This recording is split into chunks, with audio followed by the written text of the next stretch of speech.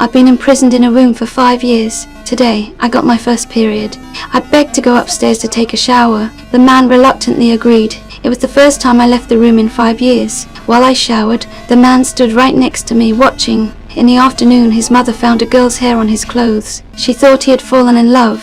To avoid suspicion, he shaved my head clean. Christmas came, and the man gave me a gift, a new portable music player.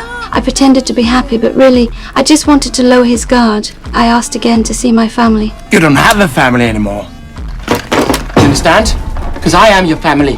To make me forget my past, he lied, saying my family had moved away. What I didn't know was, my mother had never stopped looking for me. That night, he dragged me back to the room, tied my hands with zip ties, and forced himself on me. Not long after, I said I wanted to go outside. This time he didn't refuse. When my feet touched the soft grass and I looked up at the bright moon, I felt life in my eyes again. The man quickly realized that I had never given up on escaping, despite pretending to obey.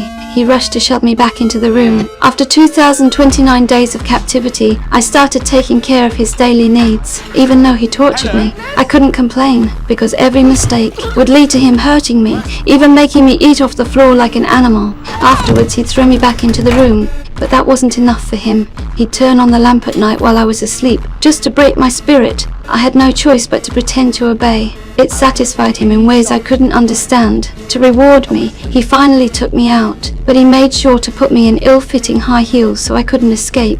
When we passed by strangers, I couldn't help but glance at them. The man immediately twisted my head back towards him. Then we went to the store to buy supplies.